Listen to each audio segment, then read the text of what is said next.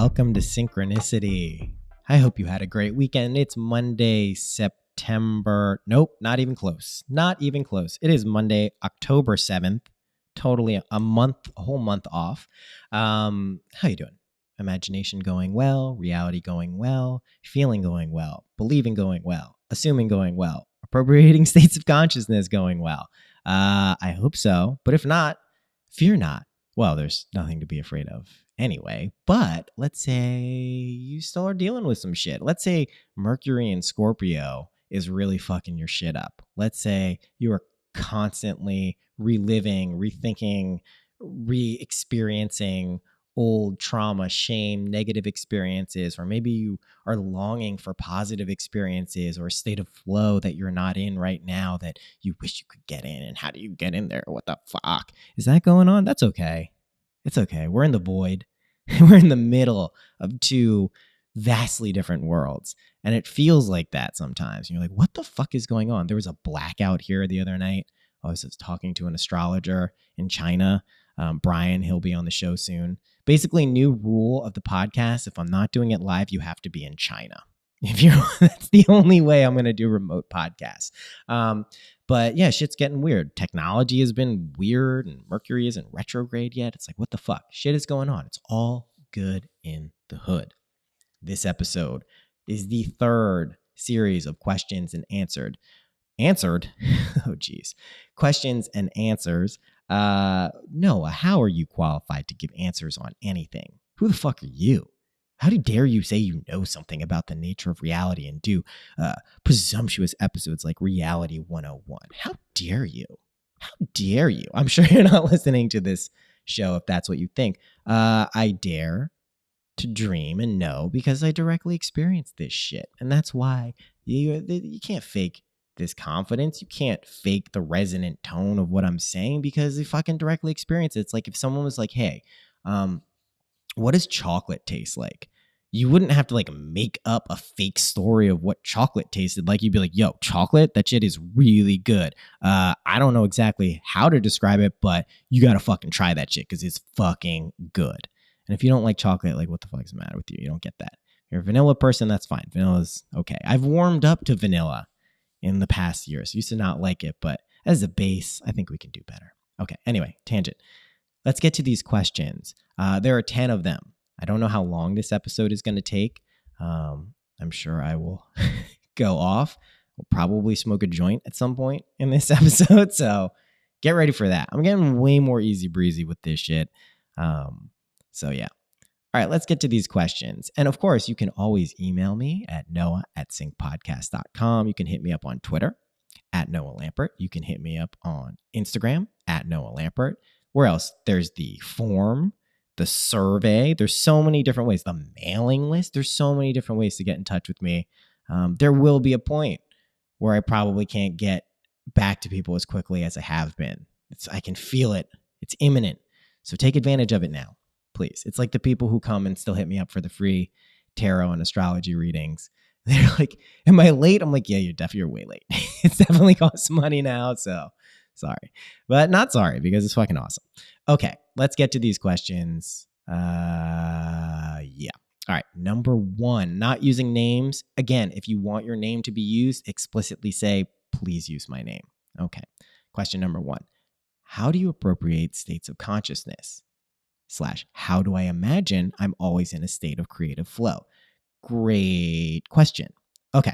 So this is dealing with this idea that when we first get into imaginal acts and imagination and all this stuff, we go for like pretty base level stuff. I'm not being derogatory or pejorative in any way. Base level shit is amazing. What I'm talking about is like money, relationships, settings like houses, vacations, potentially other people in our lives having those things as well. But then what we realize very quickly is that these are kind of just like techniques to get us to feel a certain way. And then we go, okay, well, what would I like to feel? Like, what is a feeling I would like to feel? And then you realize like, oh, wait, this is kind of just like a state of consciousness. So you start thinking, let's use hers, which is, how do you get in a state of creative flow? How am I always there? Well, here's the question. Have you ever been in a state of creative flow before? If you haven't, then you're going to have to maybe use someone else as an example or work up to a state where you experience it.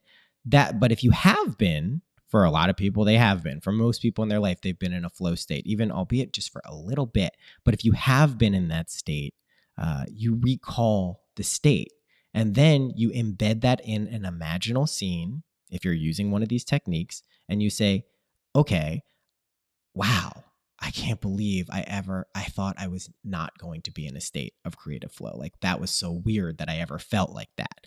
So you're doing a few different things here. You're implying in the scene that you felt a way, and that way you feel is that it's so weird to you that you can't even imagine like you didn't feel like that.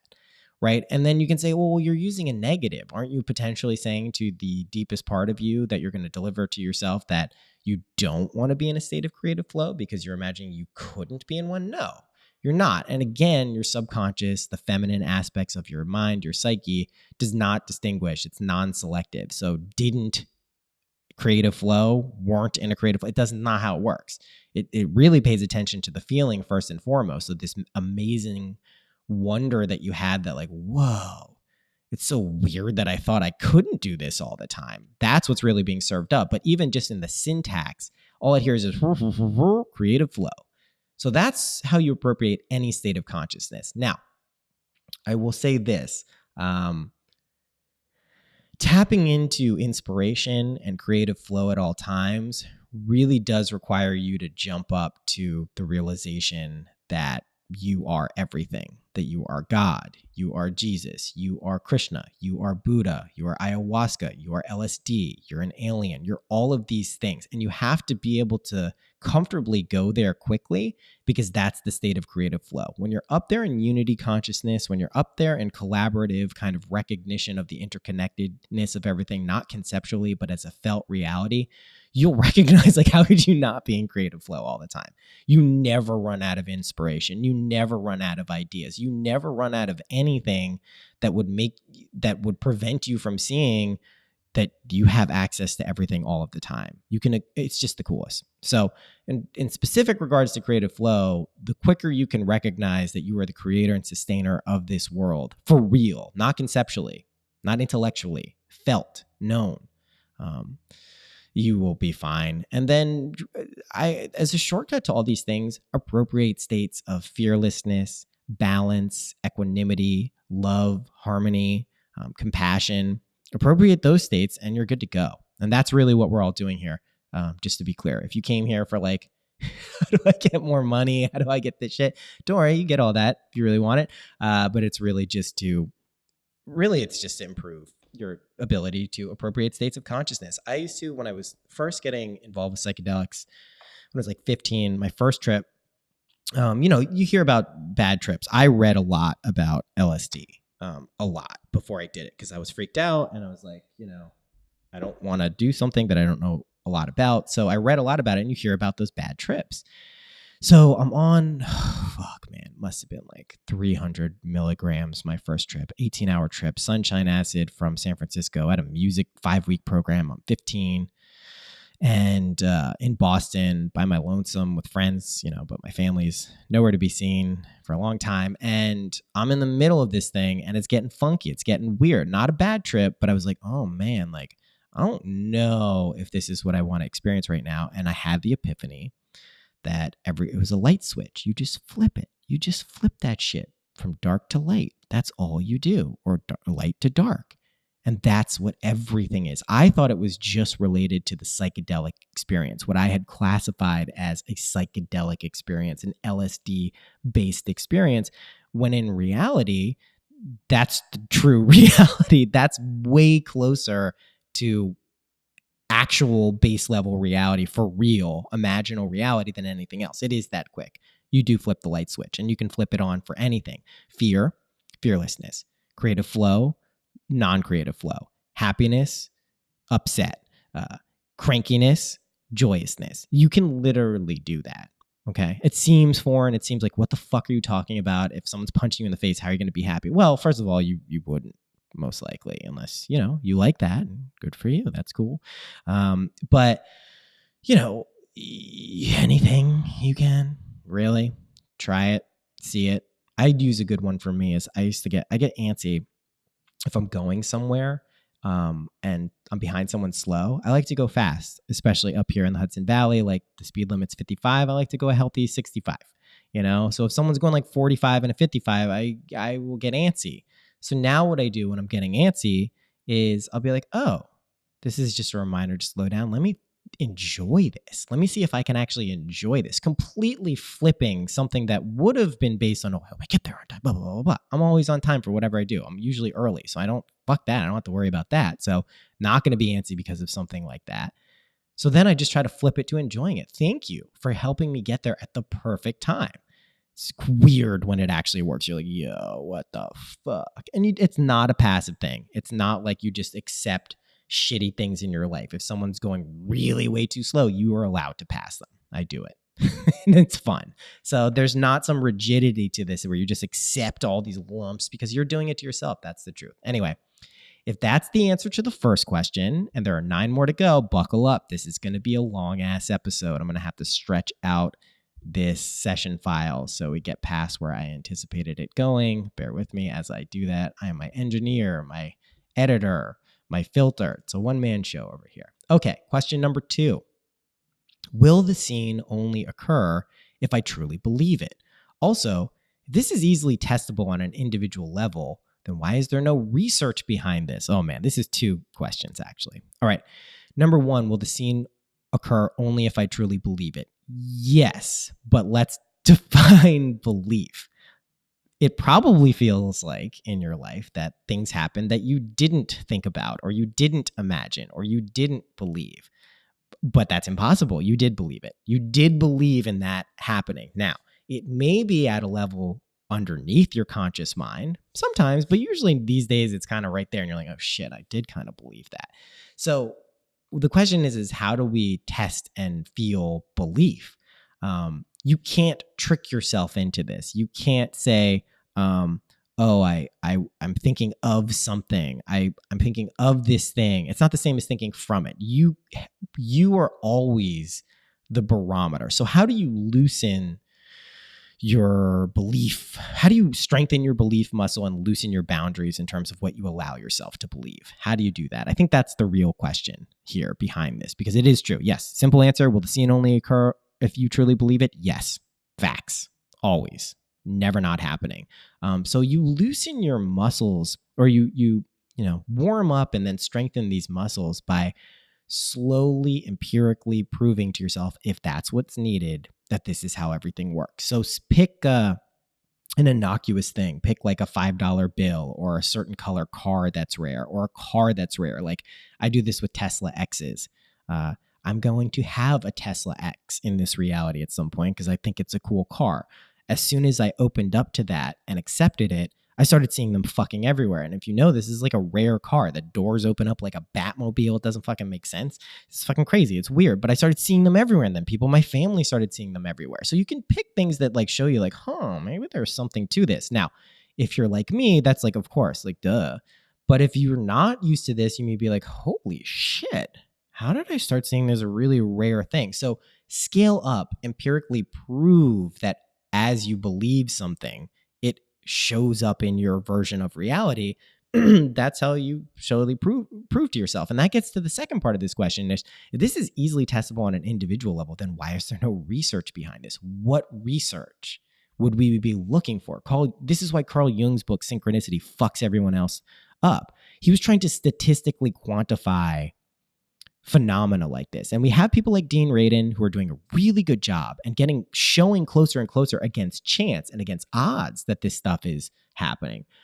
But like, it's your reality. If you fundamentally are not open to this existing, you will always have proof that it doesn't exist. This is like someone who's a firm atheist who is so sure that God doesn't exist. They don't know their God.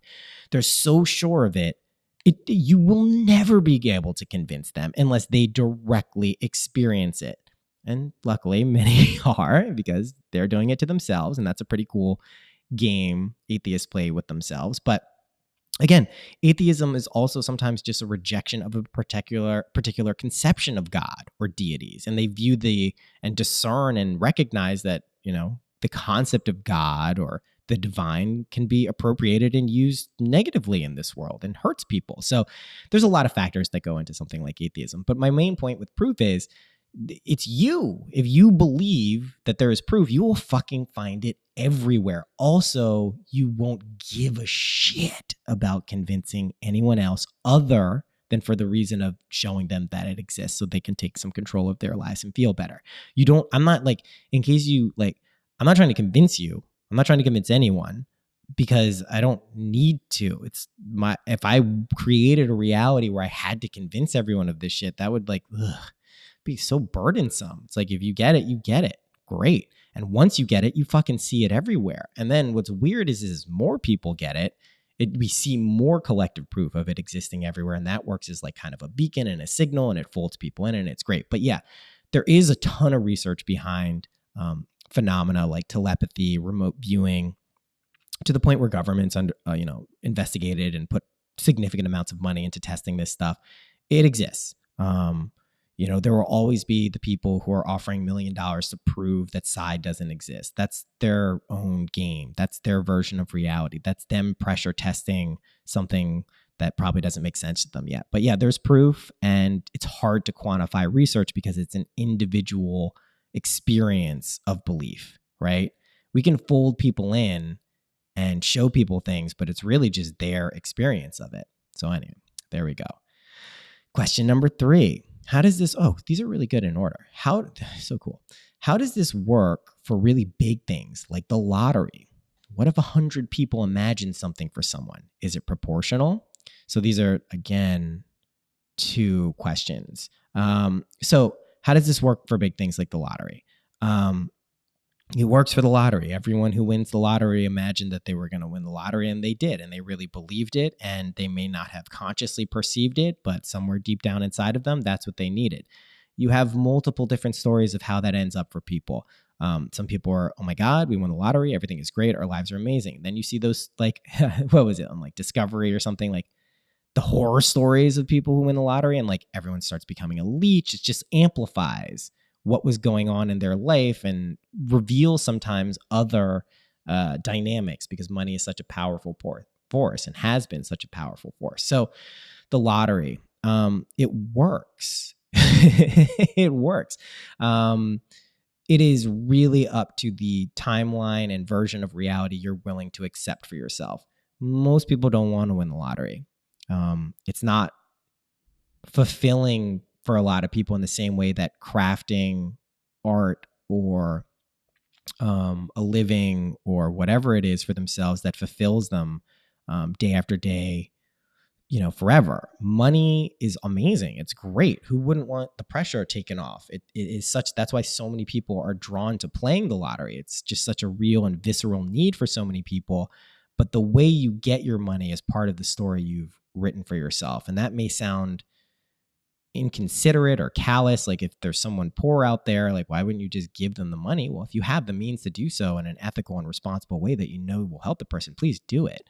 But if you haven't stabilized that for yourself, don't even worry about that yet. Worry about it. Don't worry about it ever, but think about it after you have the means. But anyway, the point is that most people don't want to win the lottery truly. They want money, and that money they usually want not just for money, because that's just the concept. It's just an energy. They're doing it to, establish a sense of security or power or stability. So that's what you should go for first, and then watch as money starts to pour into your life in a variety of ways as you believe that. So what if 100 people imagine something? Is it for someone? Is it proportional? This is a really great question. So it's like mass consciousness.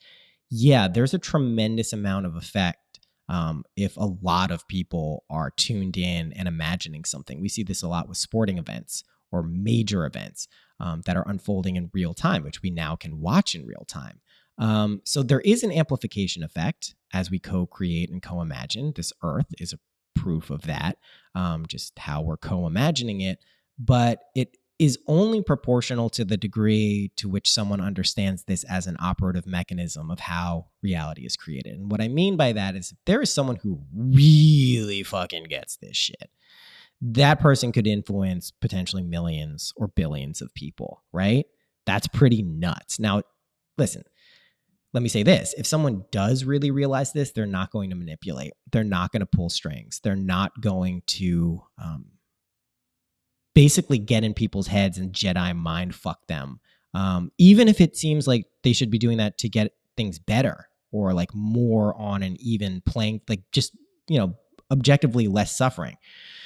You do it by an example. You do it by living your life. You don't do it by pulling strings as a puppet master. So what I mean is that if someone fully gets this, it's not really proportional. They can influence a lot of other people and a lot of circumstances in this world. And in fact, that's what's happening. But the power of everyone waking up to who they really are is very, very incredible. So if 100 people at the same level against that person who really got it, those 100 would win, if that makes sense. And again, this is like a dualistic way of talking about something that's non-dual. This earth is dual. Many of the questions we're going to be dealing with today have to do with duality, but if you go up to unity and live from that space, you realize that a lot of these questions are just like, they work because there's kind of laws that govern materiality, but they completely don't work at another level. I know I'm being vague there. I'll drop this. I'm going to be doing 2 episodes coming up. One is about the promise, what Neville Goddard referred to as the promise. And the other is going to be jumping into deity and God energy. And that's a really weird one. And it's going to be the weirdest one I've done, I'm pretty sure, for a lot of people, but it works. I've been doing it. It's fucking crazy and it's awesome. And it'll be coming probably sooner than I expected it to. Anyway, so yes, 3, the question, big things. Like if you really want something to the degree you believe you can have that, it's not defeatist. Like, yeah, if you want to win the lottery and that's what you really want, like focus on it. See what happens. Start small. Start not maybe with like Mega Millions. Start with scratch offs and shit and see what happens. Okay, number 4. When you're imagining getting yourself into a higher frequency, does it feel like you're losing your mind? I get to the point where I feel great, but then immediately don't allow myself to feel like that. What gives? Oh, yeah, I know exactly what you're talking about. The good news is that really diminishes and goes away. The best way I could describe it, like kind of experientially, is you're killing, you're releasing, you're freeing yourself of limited versions of who you are. So what are you doing there? You are quite literally losing your mind. That mind of you that is like, no, this isn't how reality works. This is wrong. That is going bye-bye. You're losing it. Bye-bye. You know where you're placing it. So maybe losing is the best word, but it's dropping off. It is sloughing off you, right? Ugh, it's off of me. It's like, it's gone. So that's why it feels fucking crazy. Imagine dying psychically, not super comfortable. Here's the real truth. We are dying and being reborn every fucking second of every fucking day. We reconstitute ourselves as these structures of Noah and I and all of this stuff, but it's all good, man. Like we can stabilize them too and make them fucking amazing and make us like wake up in the lucid dream. But there will be experiences where like, oh my God, my whole conception of reality is just completely shattered. What the fuck? It's cool though. You stabilize that to the degree that you understand it. And you get comfortable with that feeling, truthfully. And this dance we do where like, you're in the higher frequency and then you're not, like, that's just a game. To the extent that you recognize that it's just a game you're playing with yourself, you can let it go. It's like playing like Trouble, like, or Sorry or Monopoly. Like, okay, I'm done with this game. Like, I don't want to play this game anymore where it's just a loop around and I'm collecting $200 and going to jail sometimes. Like, I want to play a different game. Maybe I make up the rules to that game and it doesn't involve me falling back into a state where I don't feel like I'm in a higher frequency. So yeah, of course it feels like you're losing your mind, but allow that to happen. Just let it go. Your mind will fight like a bitch too. The limited, aspects of yourself will fight real hard. You are killing them. You are killing them. Do you know what that feels like? Imagine you in front of you, and there's a version of you pleading with you, please don't kill me. Please don't kill me. Please. Why would you do this? I'm a person. I am real. I am real. You ever see those Black Mirrors where like there's the virtual thing? It's like, please, why are you doing this? I have consciousness. Please don't fucking kill me. Imagine this in front of you and you're like, nah, I'm sorry. I gotta turn into Kali right now. My skin's gonna turn blue and I'm gonna take this fucking sharp scythe or axe or whatever I have, a knife, and I'm gonna cut your head off. I'm sorry. And it might be painful. Maybe it won't be if I'm good and have practice with this. It won't be, but this is what's happening. And then they go, no, please, please, please, please. And you go, and you fucking do it. And you're like, oh shit, that's all it was. Just the phantom of my imagination. It wasn't real. Great. But until you do that and get comfortable doing that, oh man, that motherfucker will fight. They will fight. And there'll be so many versions too that come up. The version of you that maybe has like so much money or so much power. And you're like, oh man, I got to get rid of this for a little bit. All right, cool. No props. You just got to feel it out, right? So it's a whole fun game. Okay. Next question. I've been experiencing an uptick in negative, I put negative in quotes, experiences after success. What the fuck? I also added the what the fuck. Yeah. So as you up level through levels of consciousness, you cut weights of shame and guilt, of doubt and worry, and you rise. You start to levitate above your situations and get perspective. But then maybe other things come in and you realize, oh, I didn't like fully cut the cord, or maybe there's some new things in this kind of dimension that I didn't think about that they're here, or maybe I go right back down just in that previous question to these experiences. It's you. There are no negative experiences outside of you. So if it's an external situation, recognize it's stemming from an internal state of mind, first and foremost. That's number one. Number two, if you do recognize that, the way you change it is exactly by doing what I started with in this episode, right? Appropriate a state of consciousness where that doesn't happen. Clarity, fearlessness. Get good at being Kali and destroying the part of you that has or doesn't or fails to recognize that this is all you and that you can flip it like a light switch. That shit really works. It's hard because we've oscillated between great and not great. And the narrative we hear, even from like very accomplished, like quote unquote spiritual teachers, they're like, life is hard. You're going to go through good and bad. And yeah, you are. There's going to be challenges and all of that stuff. But if you identify it as like shitty or bad and like how to ride that out, how do I ride it out? Ooh, that's going to be your experience. If you're like, you know what, no matter what happens, shit is good, live from that state and then see what's going on, right? To go back to that car analogy, right?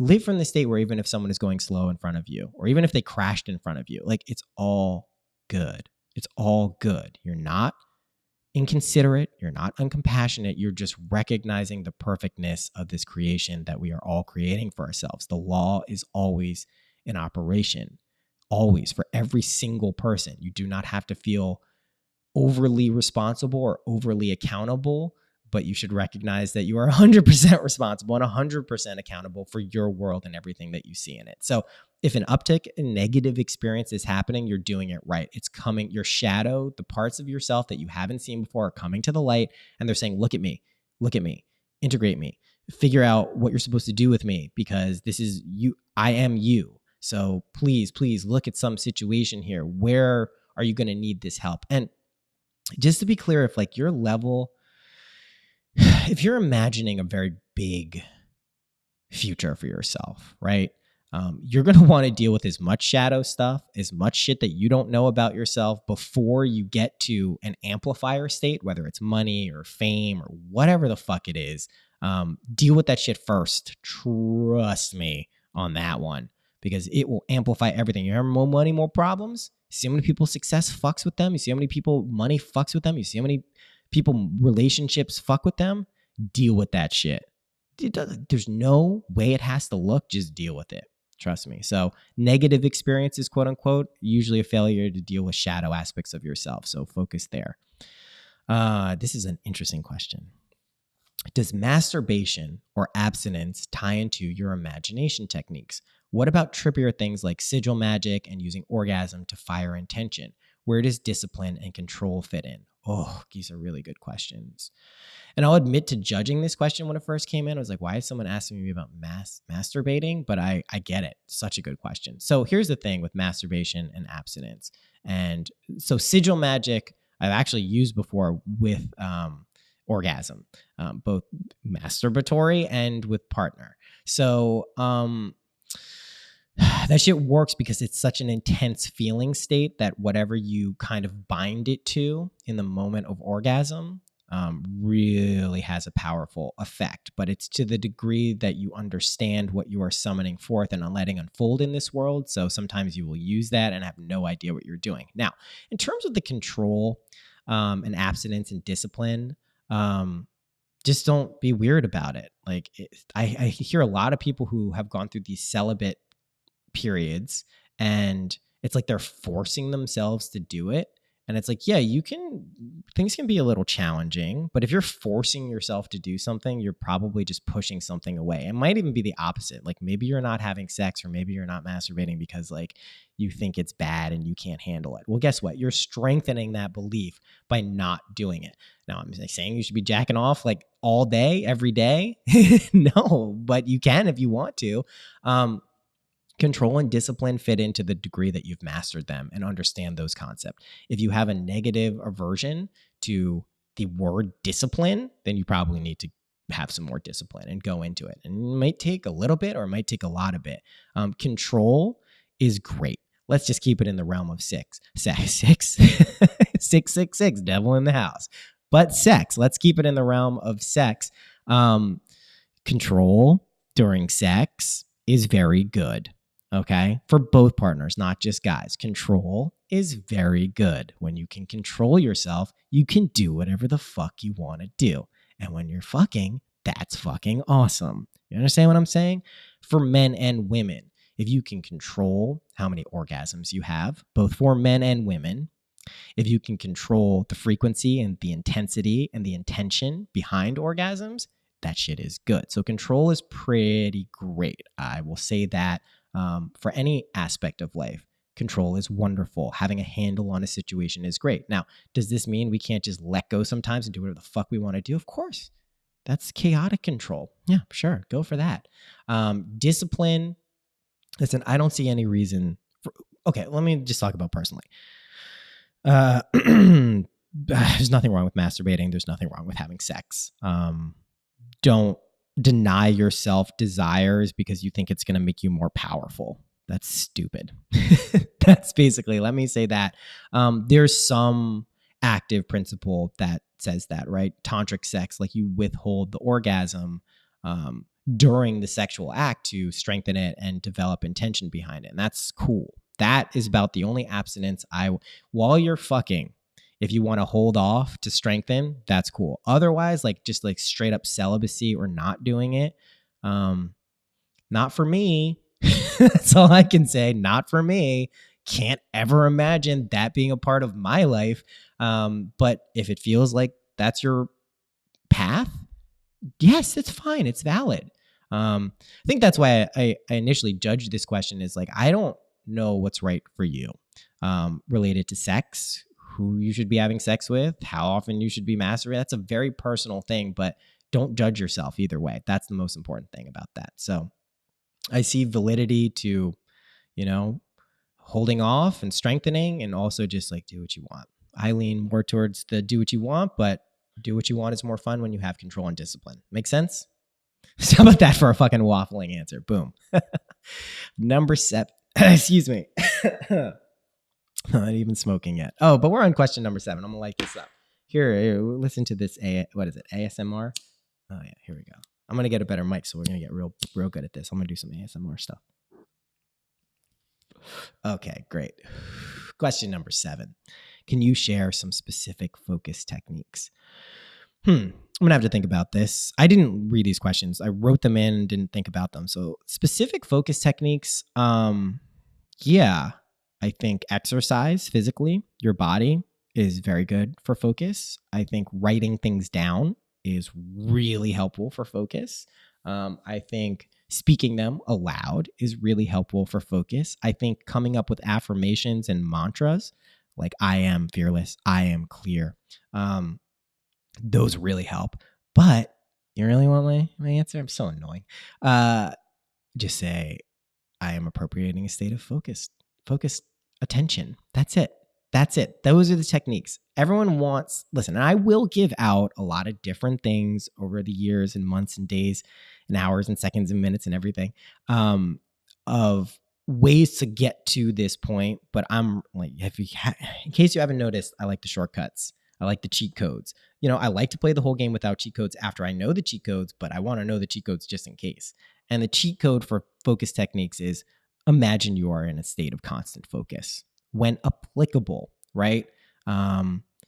Here's something you wouldn't want to focus on if you didn't know how to deal with it. Pain, right? We got a paper cut and you just couldn't stop focusing on the paper cut. You want to know how to be relaxed with that attention. So be specific, use intent when you're using focus techniques, but I am focused.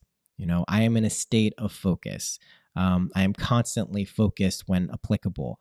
Imagine, a scene in your mind's eye, talking to yourself or someone else saying, wow, I have focus at the best times. Like I'm focused exactly when I need to be. How fucking cool is that? That's the focus technique.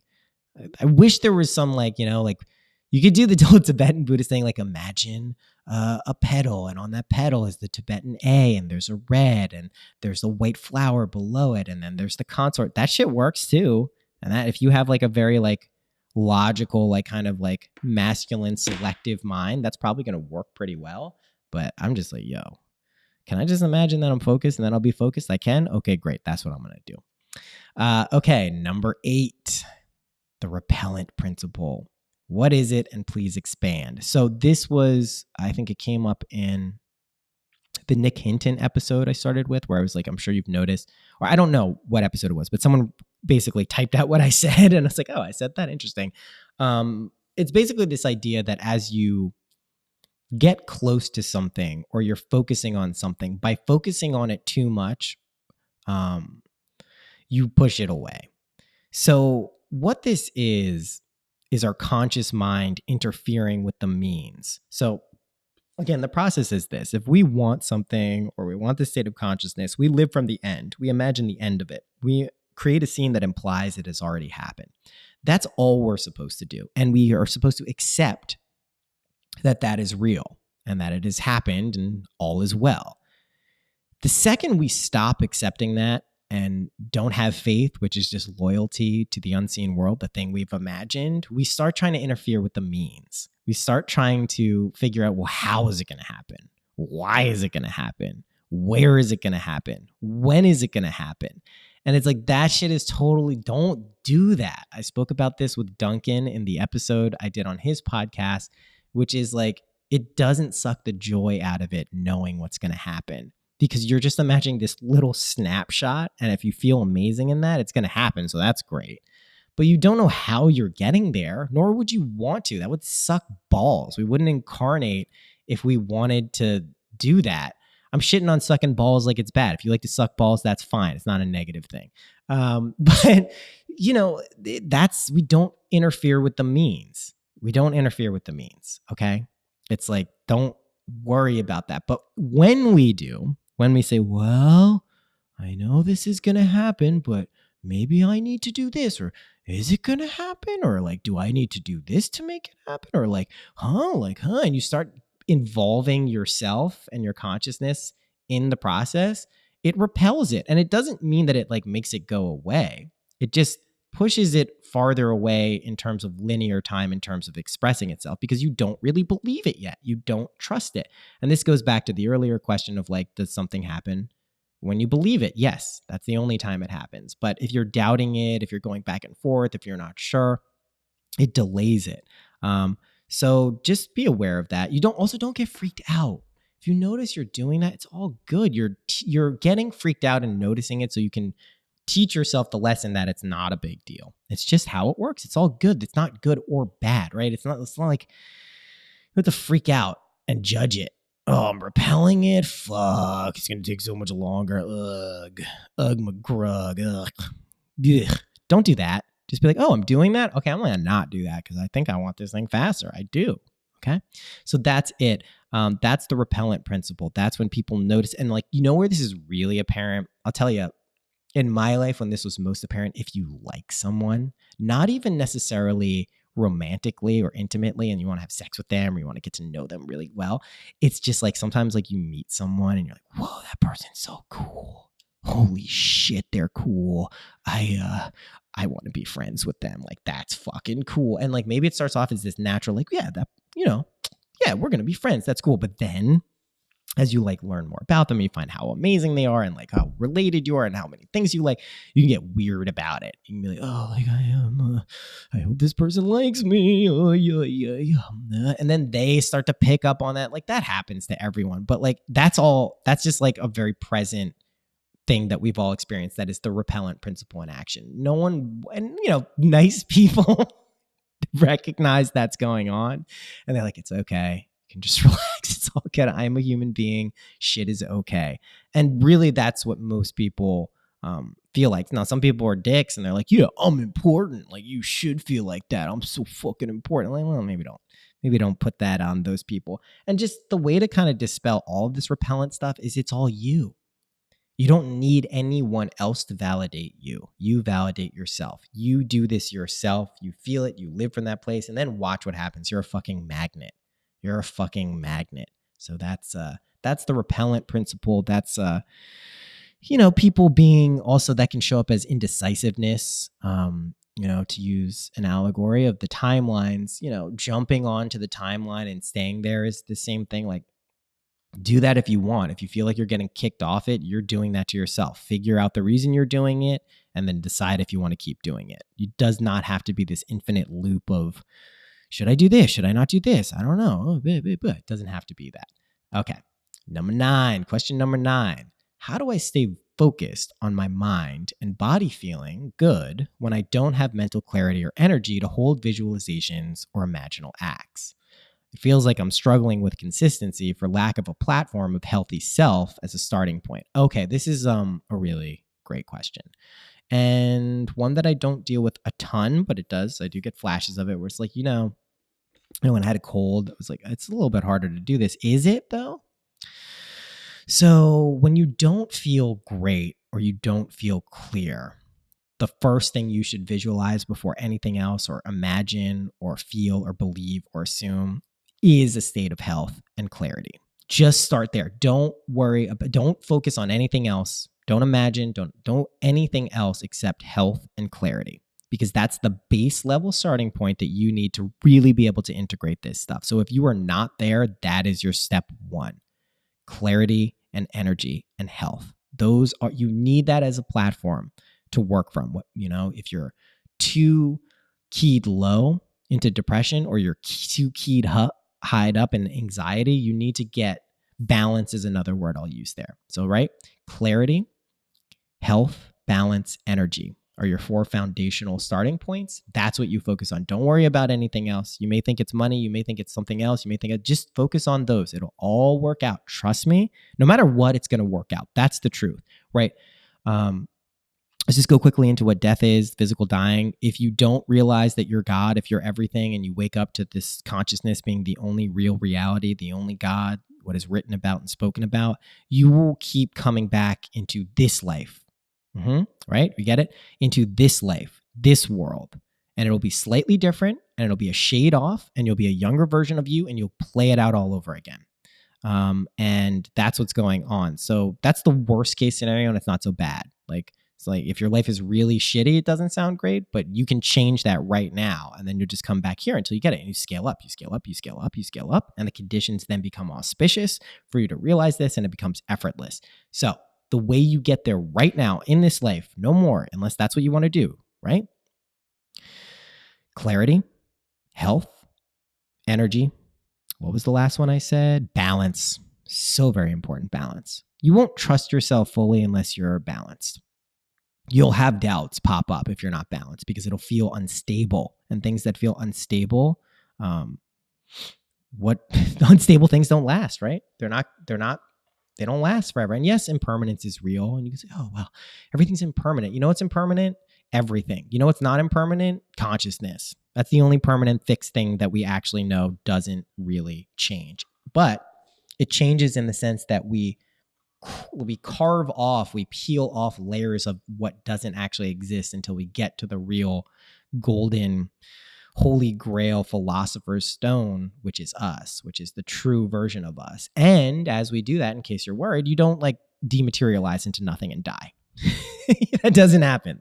Luckily, I definitely used to think that was like the end goal. Like, oh my God, I get to this point and then everything ends. Nope. It's not what happens.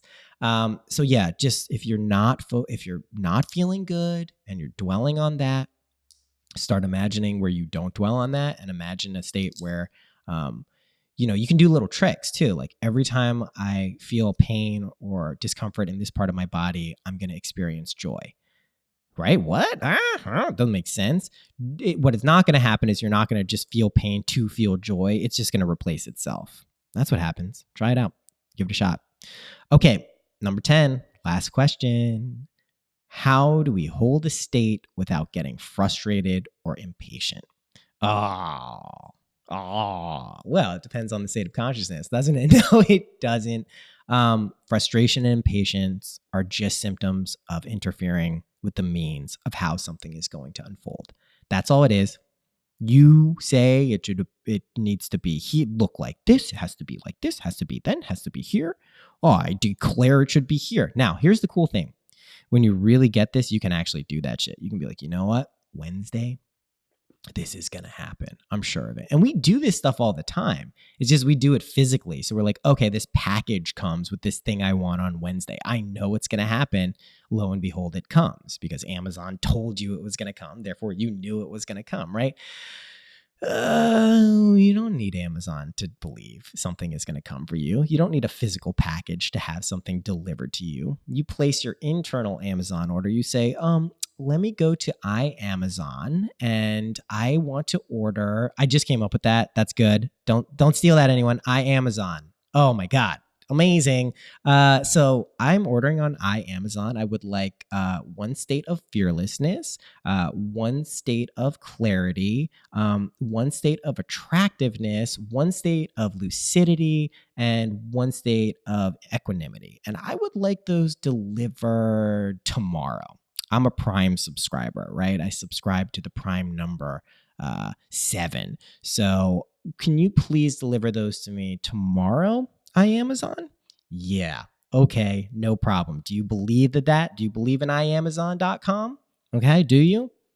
Okay, because if you do, it's there. Go log on in your imagination. I just created it. It's fucking thriving. Oh my God, it's $1 trillion company. I fucking beat Jeff Bezos. Suck on that, Jeff Bezos. iAmazon.com.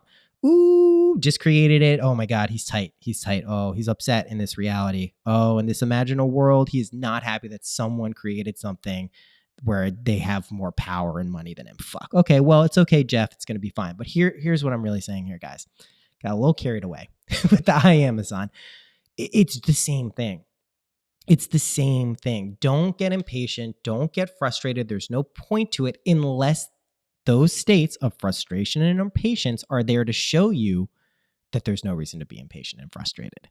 When you learn that through the states, you thank the states as they come up. You thank the states of anger, frustration, personal conflict, all of these things. You go, thank you. Thank you so much for doing this. That's great. Thank you to my dog who's barking for no reason.